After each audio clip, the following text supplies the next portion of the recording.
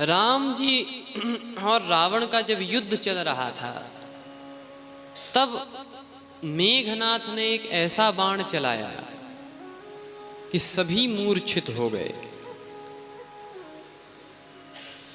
और आज श्री राम जी भी ब्याल पांस बस भये खरारी, भगवान भी ब्याल के पांश में बंध गए, सांप में बंध गए और मूर्छित हो गए।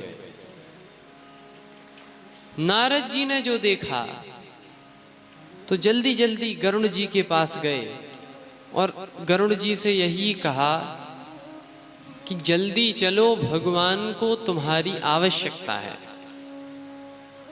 अब गरुड़ जी को लगा कि भगवान को और मेरी आवश्यकता है, भगवान तो सर्वशक्तिशाली है।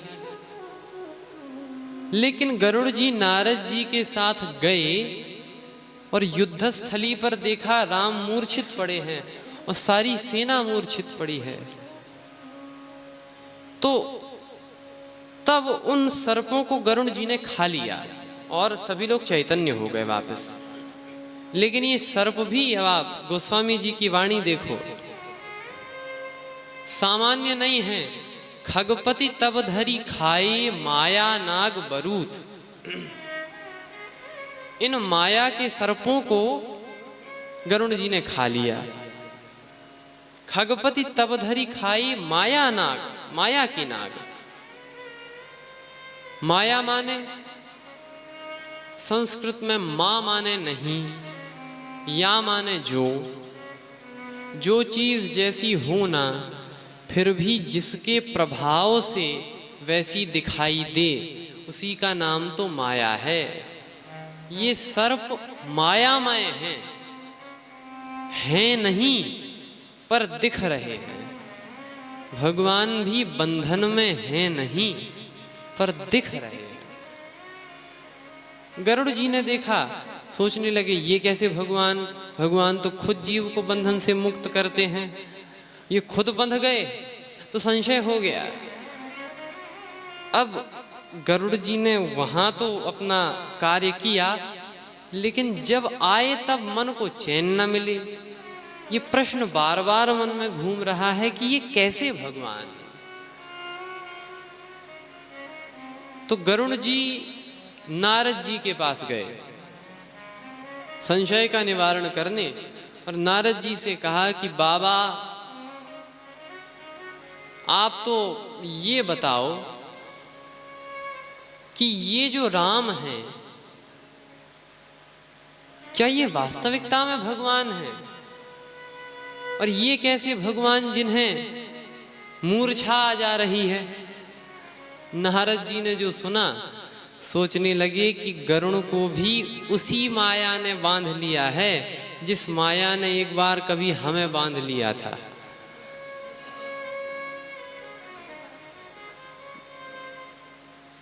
तो नारद जी ने कहा कि एक काम करो, इस सवाल का जवाब मैं नहीं दे पाऊंगा,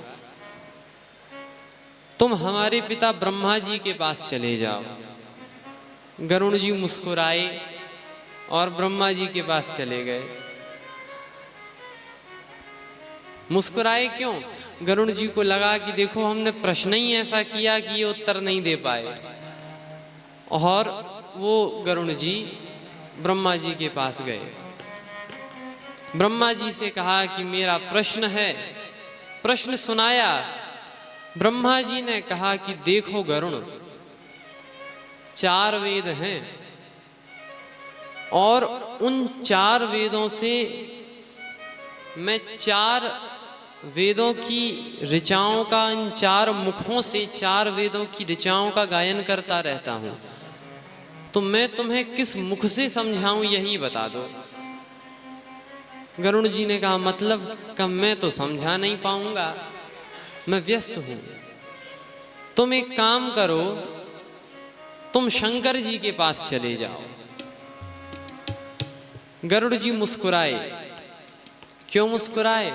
गरुड़ जी को लगा कि हमारे प्रश्न का उत्तर इनके पास भी नहीं है, और इसीलिए मुस्कुराए कि पहले नारद जी ने भेजा था ब्रह्मा जी के पास, एकानन ने भेजा था चतुरानन के पास, और अब ब्रह्मा जी ने शंकर जी के पास भेजा है।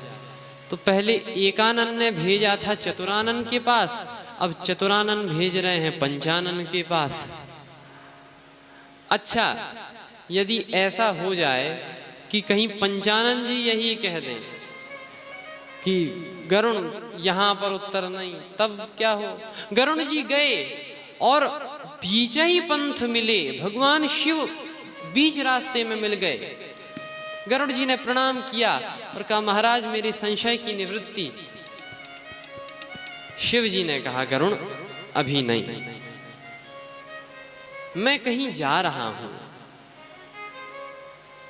कैलाश पर्वत से भगवान शिव नीचे आ गए थे, कहीं जा रहे थे। बोले कि मैं तुम्हें समझा सकता नहीं हूं, या तो तुम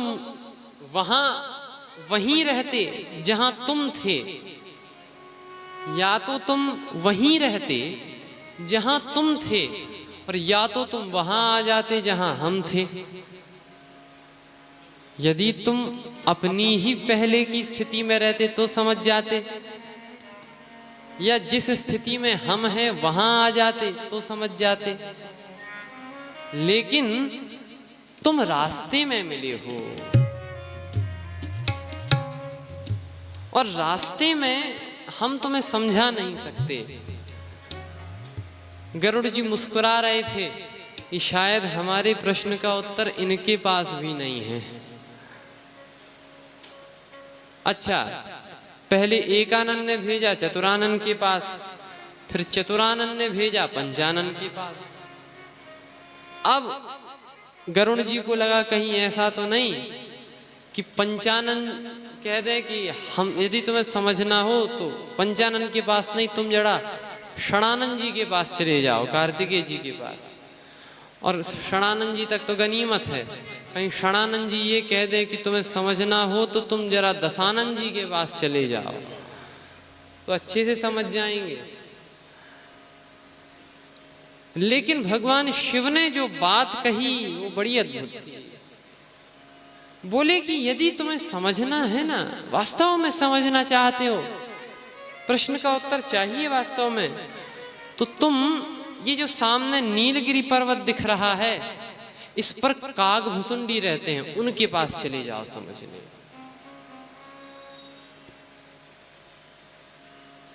गरुड़ जी को ऐसे लगा जैसे ऊपर से नीचे गिर गए हो। क्यों? काग भुसुंडी माने कौआ, भगवान शिव ने कौए से समझने को कह दिया। शिव कौन है? ये गरुड़ जी कौन है? गरुड़ जी पक्षियों के राजा हैं और सबसे निकृष्ट पक्षी माना जाता है कौआ। तो राजा को कौए के पास भेज दिया समझने। पार्वती जी ने कहा क्या आपको उत्तर नहीं मालूम था? शिव जी ने कहा मालूम तो था, लेकिन यदि मैं प्रश्न का उत्तर दे देता तो कुछ ना कुछ बहुत बड़ा हो जाता। क्या कहा कि नारद जी के पास ये गए थे गरुड़ पहले, नारद जी समझा नहीं पाए। फिर गए ब्रह्मा जी के पास, ब्रह्मा जी ने मेरे पास भेज दिया। तो गरुड़ को लगा कि ना तो नारद जी को पता है ना ब्रह्मा जी को पता है, और कहीं मैं गलती से इन्हें समझा देता तो गरुड़ पूरे रास्ते यही कहते और सबसे यही कहते कि मेरा प्रश्न ऐसा वैसा नहीं था। नारद जी तो समझा ही नहीं पाए, ब्रह्मा जी ने तो समझा ही नहीं, बड़ी मुश्किल से शिव जी मुझे समझा पाए। तो ये अभिमान हो जाता, तो मैंने इसीलिए समझाया नहीं। और दूसरा कारण यह है कि खग जाने खग ही की भाखा, खग जाने खग ही भाखा, खग जाने खग ही ताते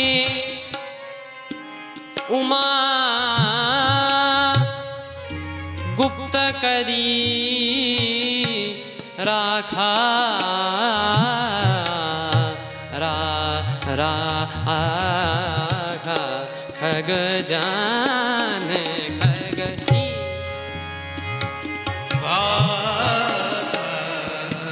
खग जाने खग जाने जाने जाने जाने खगई की भाखा खग जाने खगही खगही की भाखा जाने खगही की भाखा खग जाने जाने खग ही की जाने खग।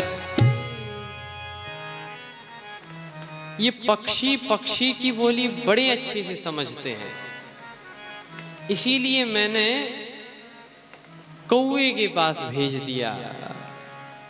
यदि मैं समझा देता तो गरुड़ पूरी दुनिया में कहते कि बड़ी मुश्किल से शंकर जी ने समझाया, लेकिन अब काकभूषुंड जी के पास भेज दिया है तो गरुड़ किसी से नहीं कहेंगे कि कहाँ समझने गए थे। क्योंकि जैसे आप बहुत बड़े हों, 60 साल के हों, और आपसे कहा जाए इस चीज को समझने के लिए किसके पास जाना है, कहा एक 6 साल का बालक है उसके पास चले जाओ, तो आप किसी से ये थोड़ी कहेंगे कि वो चीज जो हमें नहीं आई वो एक 6 साल के बालक को आ गई। उपहास और होगा। आज गरुड़ जी भी यद्यपि पक्षियों के राजा हैं, शिव जी ने भेज दिया काकभूषुंड जी के पास। और काकभूषुंड जी के आश्रम में जैसे ही गरुड़ जी पहुंचे, कथा आरंभ करे सोई चाह कथा आरंभ करे